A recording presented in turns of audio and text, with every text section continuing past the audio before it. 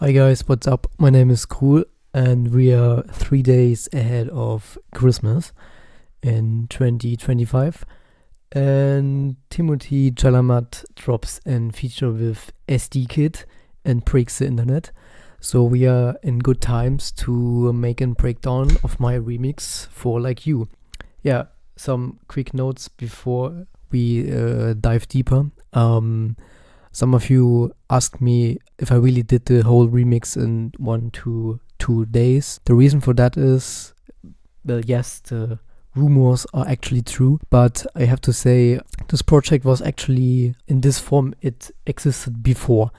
So I was on a remix for a different producer, but this one was cancelled later on. So I used this one as a template for the Like You remix, and I was able to get it done really quick. But most of this, what you will see here, is actually new sampled, new presets, and all this kind of stuff. So yeah, I'm really proud of it. Shout out to label Solace, to Close, to Sol Novaro, to Bit, to Drift Franklyn, and to Ben Ferrier. I hope I pronounced your names right.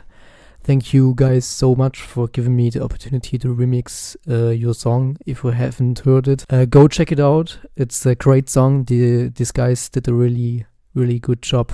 Yeah, let's get started. So for the vocal, the vocal is actually the easiest one for this breakdown because I didn't had to do much on it.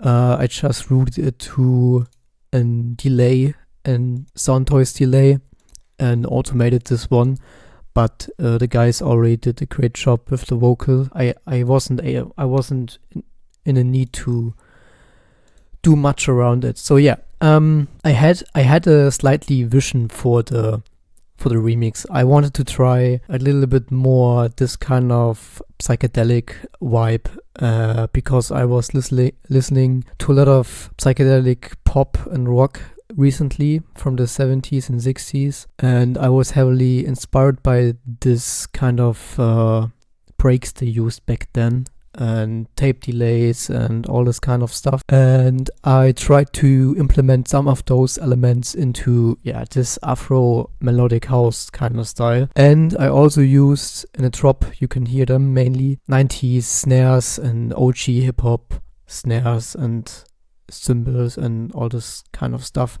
So yeah, but honestly, that's basically it for my whole idea before I dive deeper into the production process later on. And something else that is important to mention is that I try to focus to use not that much samples.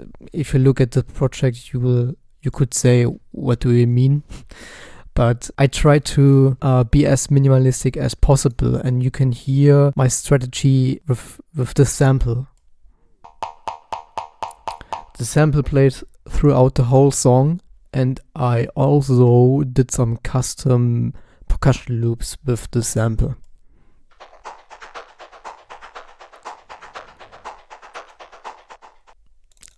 So I can't really explain how I got to this point to produce the sample, but it turned out to be pretty dope and fits perfectly into this kind of universe. I automated also the delay and put it on some distortion and also slightly EQing. But yeah, that's basically it, and it plays perfectly with the sample that plays throughout the whole song. I guess this was one of the Sennheiser pack. Yes, exactly. There's just a reverb on it, but not that much. For the sake of unique and personalized samples, I also did the pad on my own. Really sweet and warm analog kinda pad that plays in the background. It fills up some of the spaces in the build-up. I also used some crackling effects throughout the song to give it this retro kind of style, I don't know. And what I recently learned, I forgot the name actually, is that I often use this kind of 2 notes strategy melody kind of thing I forgot the name, how you call that writing style, but I noticed that I used this writing melody also in my Not Over remix from Jacksomi, and also in the How It Ends song I did back then. I don't know why I always got to the point where I only use 2 notes that play at the same time, but I feel like this does so much in the background. This is just analog Rode, I guess. Yeah, 3-me Rhodes 70s, and I did some slightly adjustments in the attack and distortion, brightness. I also automated a lot on them. So my idea was that I already start with the build up right at the start actually. So you get like this feeling of, whoa, this build up is really long, and then it goes straight into the drop. And in the drop there is not that much going on. So it's more like an audio illusion, as you would say. And yeah, I automated a lot of stereo, image and delay and time and brightness of those presets. I also did the bass line custom.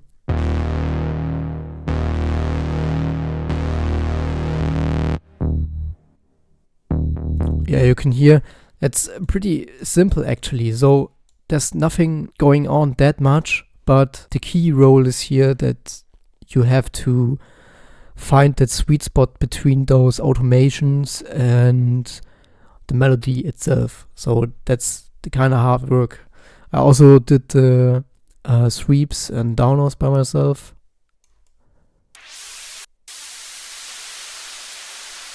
Also sounds pretty psychedelic, I guess. And in the drop, I also used some psychedelic samples like this one.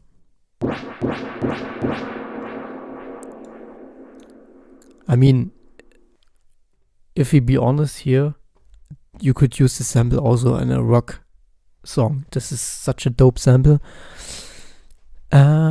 So yeah, that's basically it for the whole structure of the first break. And in the second part of the song, I was like, okay, I need something else to fill up the second break in space, so the listeners got like a fresh new starting point to listen to.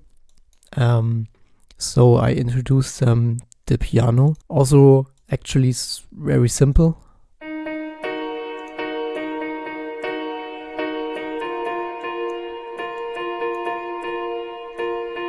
I played around with the key melody here, and I just used the Labs keyboard and the FL Studio stock close grand, and I did some of I did an EQ, I did EQ'd a little bit, and I routed this one to a bus channel and played around with compression and stereo imaging and put on some fresh air, so it gives it like this really wide and atmospheric touch on the piano.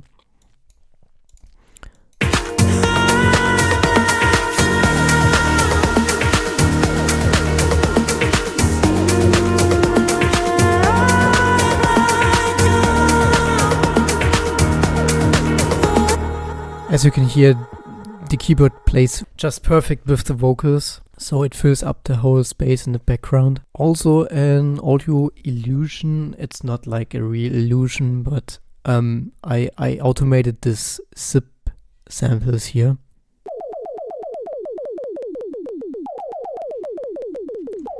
So you can hear maybe they pan from the left to the right, and also they go from up to down. And in combination with all those automations that more like go up into the drop, and this sample, it goes more like down, you get like this feeling of, wow, now it's getting serious. And into the drop,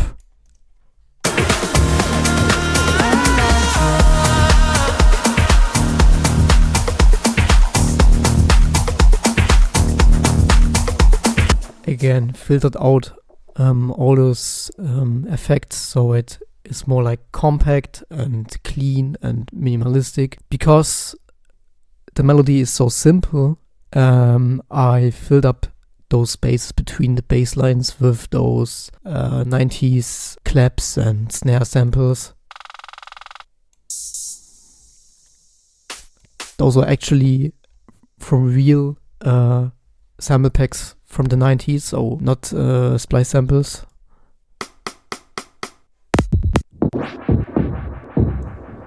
Yeah. The key element is here, I guess, to play around, and I feel like the more I do music, the more I do remixes, I get a sense of like where I'm going with my production styles. And FL Studio is, I think, still one of my favorite DAWs. I've been thinking about switching to Ableton, but honestly, I like to play around on this big, huge canvas where I can simply drag and drop those samples. As you can see, I don't use that much of patterns. I'm more like this guy that tracks the samples into the working space and plays around. That's pretty much it for the remix. It's also very long. One of my longest productions so far, 6 minutes. But yeah, that's was one of my intentions for the remix, to go away from all this short form music that is optimized for social media. I wanted to have a remix that fits perfectly for like a Keine Musik set, because I was at a Keine Musik event this year and I really felt that music. I smoked some gibbets at the event and I was really into the music, and only because of this event in my life I understood the art of long songs and long breaks, and in combination with the songs I listened to from the 70s and 60s, where like this psychedelic era came from, I got to the point where I told myself, man, I gotta try this on melodic house and Afro House. So yeah, that's the song. Thank you again for giving me the opportunity, and I hope my English was not that bad. I'm trying to speak clearer, but yeah, this is the first time I speak English so openly and freely, so don't be that harsh to me. But yeah, thank you, bye bye.